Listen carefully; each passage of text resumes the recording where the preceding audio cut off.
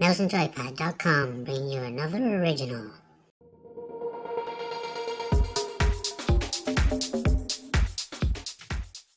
I'm joined by Daniel Lever for Dreadbit Games. Daniel, you're going to tell us a little about your game that's on Steam at the moment, Linux and Mac. That's right, it's out on Steam, Linux and Mac. It's called Ironcast, but it's coming out on PS4 and Xbox One next year. Do you have a release window for that? Is it penciled in? Yeah, early 2016.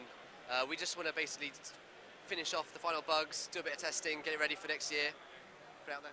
Okay, and can you tell us in one paragraph, what is the game about? Okay, so the game is a steampunk mech combat game. So it's set in Victorian England, and it's a little bit like Puzzle Quest meets Hearthstone, or Puzzle Quest meets FTL. Okay, and what games do you think, other than the ones you've just mentioned, what games do you think have maybe influenced the design of the game? Ooh, okay, maybe not so much games, but more like film. A lot of things like the Robert Downey Jr.'s Sherlock Holmes series, which is a little bit steampunky with all the different mechanics and bombs. A lot of Doctor Who, stuff like that. That's the kind of thing that inspires the visuals of the game. But really, it's about making a combination of sort of match 3 gameplay, which feeds into strategy games. I love that kind of mechanic. I love the idea of being able to get the satisfaction of matching tons and tons of patterns, but yet have it feed into a more strategic and tactical game experience. Okay, and what do you think's been the hardest thing in the development of the game? Tricky, hardest thing in development. Well, we set ourselves a very tight development schedule of 6 months. That is tight. I'm used to making sort of 3-year, 2.5 year, 3-year games, and I thought I want to get a game that's actually finished in 6 months, and we did it. That was the hardest part, and trying to cram and cut the right features and put the right content in. Okay, and after the 6 months of development, was it a fairly stable game? Yeah, we used Unity, which is a fantastic development platform anyway. So ultimately, as long as we didn't do anything too stupid, it was very stable on all the platforms.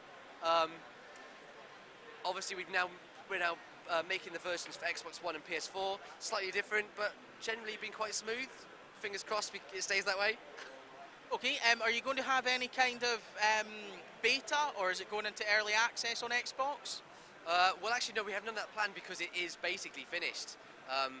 We don't really need it. I mean, our PC gamers have been really good, our Mac gamers have been really good, they've given us loads of feedback, and we've incorporated that into the newest version, so ultimately we've already had that feedback already on different platforms, so it should be okay, it should be good to go. Okay, and what's next after this hits the consoles? I can't talk about that just yet, but we've got something really exciting. I'll be sure to talk to you soon about it. Yeah, very, very, very exciting. Yeah, I'm really looking forward to talking about it. Okay. Okay. Talk about it, I can't. Well, is there anything else you would like to say? Go and buy the game on Steam. That's it. How much is the game on Steam? It's £9.99 English pounds, $14.99 if your American viewers are watching. Well, thank you very much. Thank you.